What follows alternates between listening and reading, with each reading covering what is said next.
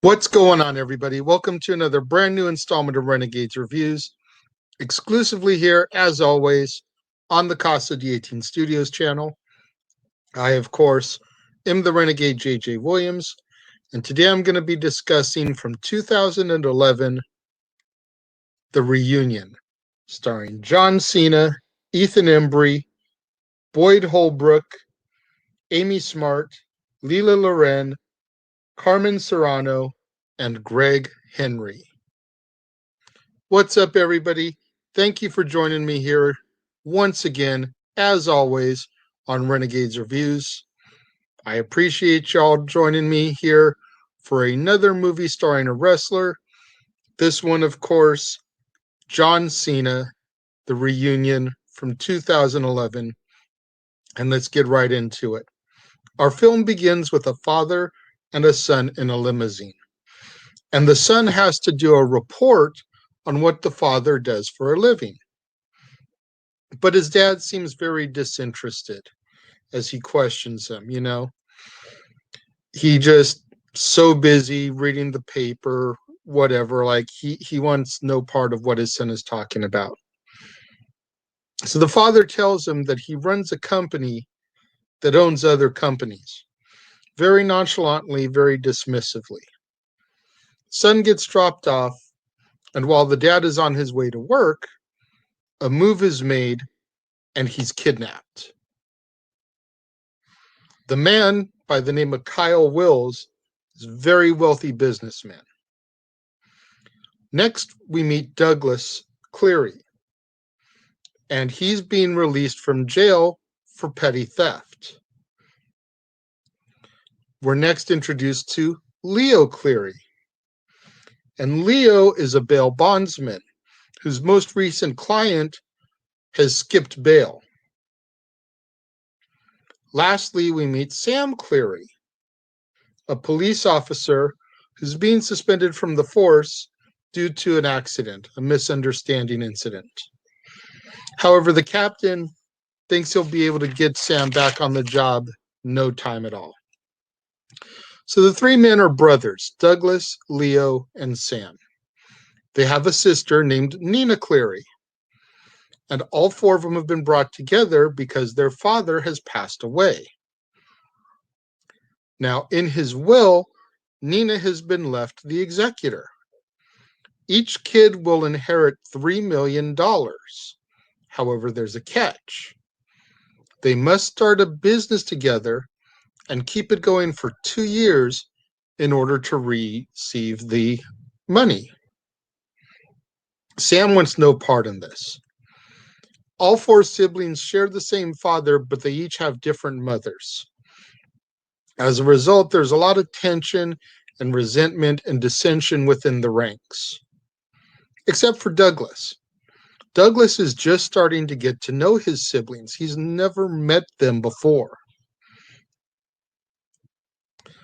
Leo discovers that his bail jumper, Edgar Rodriguez, is a suspect involved in the kidnapping of Kyle Wills. So he talks Sam and Douglas into helping him.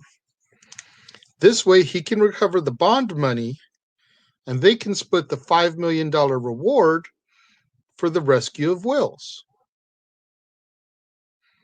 The three brothers head down to Mexico and they're trying to get some information on Edgar. When they get to Mexico, they seek out an old acquaintance of Edgar's, a stripper named Angelina. And when they try to question her in the strip club, she's very tight-lipped, very cold, very direct, not wanting to open up whatsoever. However, she slides Douglas her phone number and invites him to a party at her house. Once he arrives, there's no other guests. This could be a setup. Angelina seduces him, and the two have sex. The next morning, Edgar shows up at Angelina's house, catches her in bed with Douglas. Edgar's about to shoot them when Sam, sensing that something is up, goes upstairs and shoots Edgar just before he can pull the trigger, killing his brother and Angelina. Angelina ends up giving Douglas some information, and they go through Edgar's personal belongings, get his wallet. Now, the brothers then decide to go to Edgar's mom's house in search of his brother, Eddie, as well as trying to find out the identity of a photo they found in Edgar's wallet. It's a girl. They want to know who she is because they figure maybe she has some information about Edgar and what he was involved in, this kidnapping. Now, while this is going on, one of the guys involved in the kidnapping is kind of a tech guy, is getting paranoid because the crew has learned about the death of Edgar. So the leader of the kidnappers tells him to calm down. The leader of the kidnappers is doing some thinking, and he can tell it's not the FBI that killed Edgar because he himself was FBI for 10 years. He knows their style. He knows the way they execute plans, and this doesn't seem like an FBI thing. The brothers discover that the girl in the picture is named Teresa Trujillo, and she's an old friend of Edgar's. And we don't really know if she's a girlfriend or not. Possibly. They don't really say either way, but regardless, she's an old associate of Edgar's. They go to her house and try to find out some information, and she doesn't seem to care about Edgar either way. Her grandfather enters the room, shotgun in hand, ready to blow away and shoot the brothers. And Teresa, backs him down. They get what little information they can from Teresa, and they're on their way. The brothers go to a local bar then and try to seek out more information. And while they're at the bar, they learn of a man named Verdugo. He's a big-time player in Mexico. Nothing happens in Mexico without Verdugo's knowledge. And you don't find Verdugo. Verdugo finds you. So Verdugo's men find the three brothers, and they bring them to his place. And they begin to question Verdugo a little bit about his knowledge in the kidnapping, what he knows, what he doesn't know. He says that he doesn't know anything more than what he's heard on the news, and that he's not involved whatsoever. It's not his style. He then gives the three brothers 24 hours to get out of Mexico, or he will kill them because they brought this to his doorstep, thinking that he's involved, making accusations. So you got 24 hours to get out of my domain, or you will be dead. Verdugo's men drop them back off at their hotel, and when they go up to their room, they discover that somebody has been inside. No forced entry, so the owners of the hotel have allowed them inside. They go downstairs to the manager and they start roughing him up a little bit, wanting to know who they're letting inside.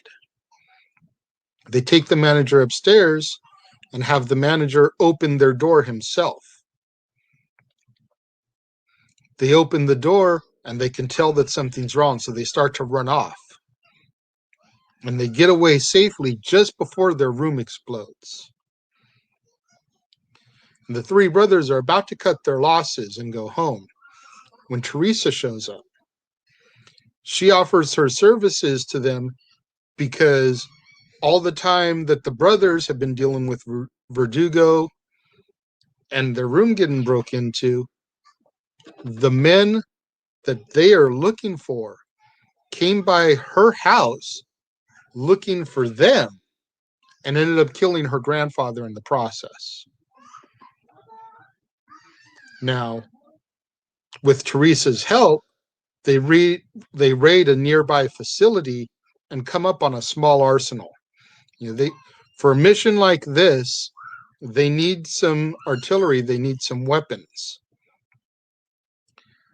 Then they go and they get themselves some horses, and they begin to search the trails for Wills and his kidnappers. Verdugo sends out some of his associates after the brothers. However, they only find Leo and Teresa because Sam and Douglas are doing something else.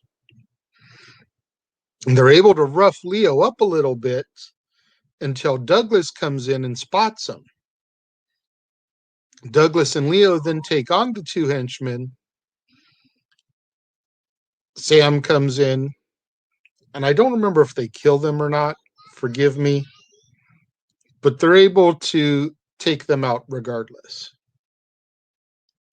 The next morning, the brothers and Teresa find the compound where Wills is being held.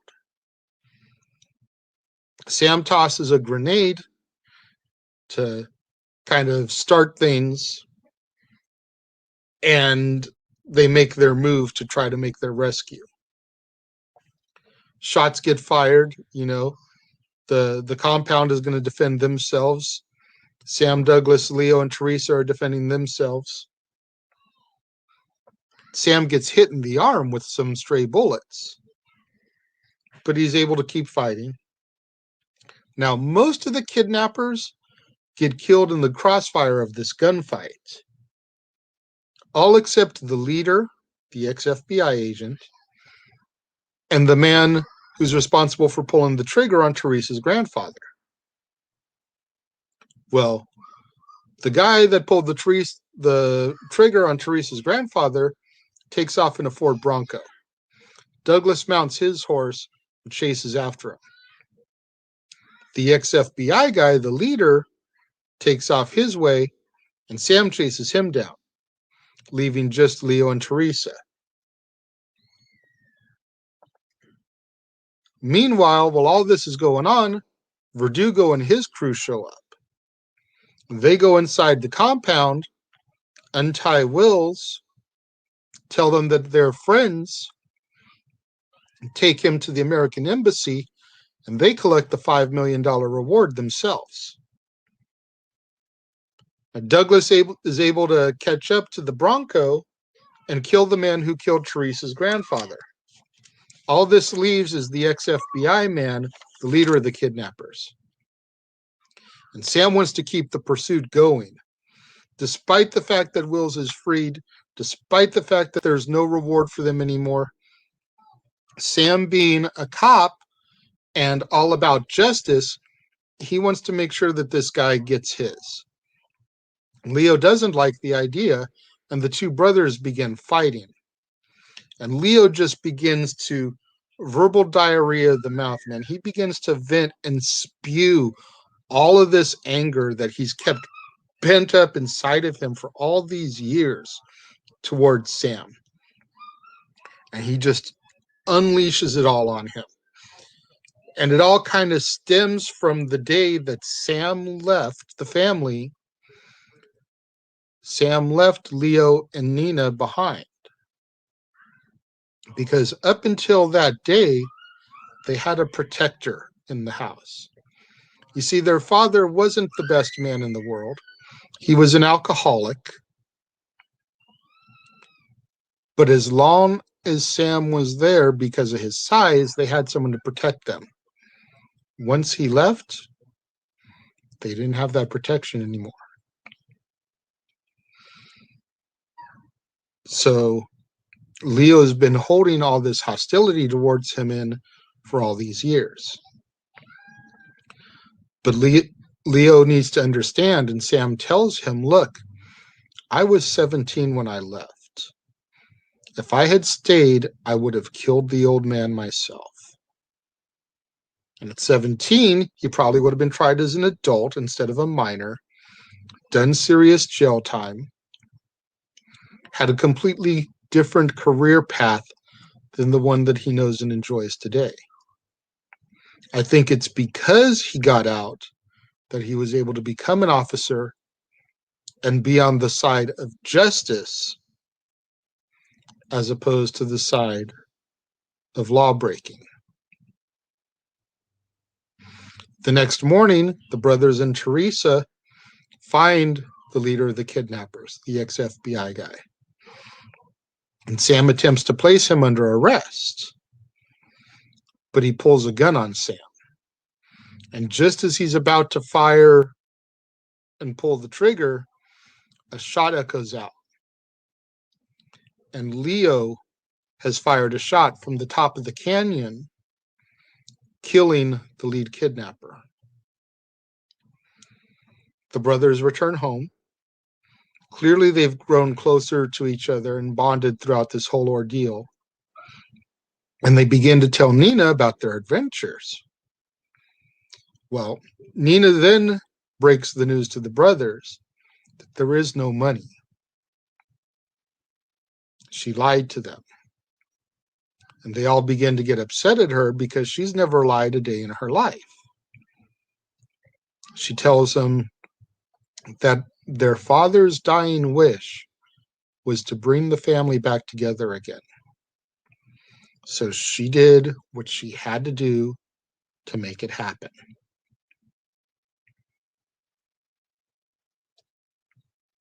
End result being that they're back together and closer, they can't really be upset at her.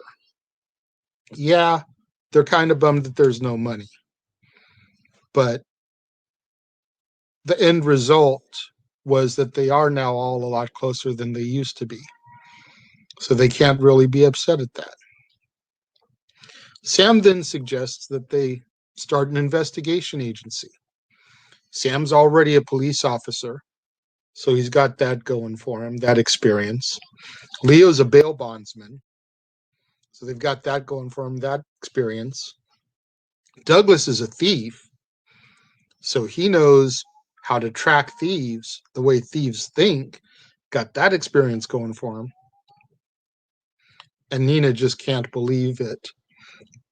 The fact that they're still going to start this business together, even though there's no money involved now.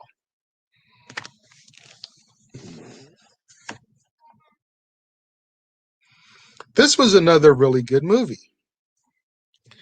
You know, I think now that in later years that my opinion towards John Cena has changed some, I'm enjoying his films a little bit more. I'm actually curious now to take another look at The Marine in 12 Rounds, which I did not like when I initially saw them, and see if I enjoy them better.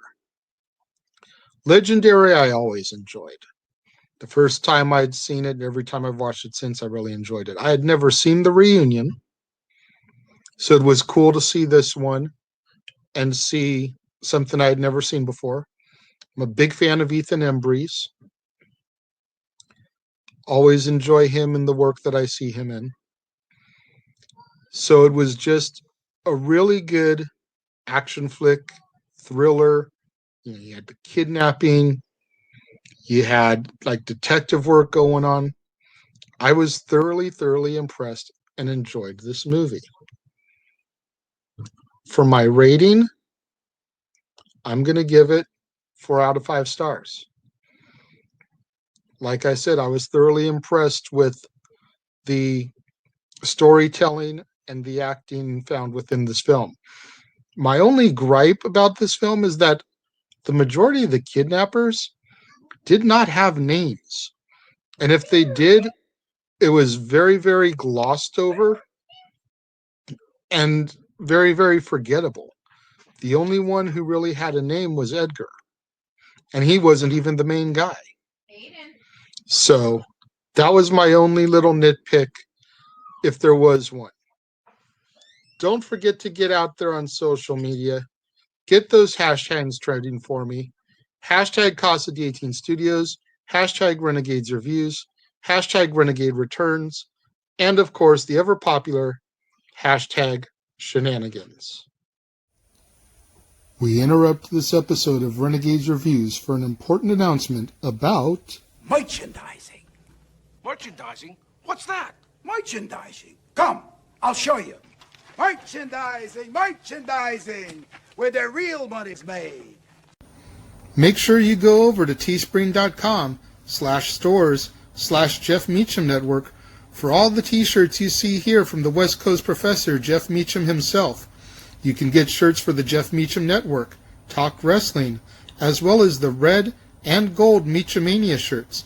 And while you're there, don't forget to get your shirts of the Casa D18 Studios Brotherhood, the Dads on Wrestling shirt, the Renegade JJ Williams, Statboy Sports Bar, and the hashtag StatBoyApproved shirt. Make sure you go over to teespring.com/stores/Jeff Meacham Network and score your shirts today. Don't forget to do what the commercial just told you. Get out there, go to teespring.com/stores/Jeff Meacham Network. Get you your shirts for the Jeff Meacham Network, Talk Wrestling, Meachamania. Get you your shirts for the Casa D18 Studios Brotherhood, the Renegade JJ Williams shirt, Dad's Not Always on Wrestling, Statboy Sports Bar, and so much more. Tomorrow, right here, exclusively on the Casa D18 Studios channel, when I will be doing another brand new installment of Renegades Reviews. Make sure you join me as I talk about the classic film, The Princess Bride, starring Carrie Elway, Robin Wright, Andre the Giant, Mandy Patinkin, and so many more. You're not going to want to miss The Princess Bride and Andre the Giant as we continue our movies starring wrestlers right here on the Casa D18 Studios channel and Renegades Reviews. Make sure you leave me your comments in the comment box below. As always, I will get back to you, and I might even read your comment on this month's episode of Renegade Recap at the end of the month. Thank you for joining me. Thank you for watching along. I appreciate you guys, and I will see you all next time.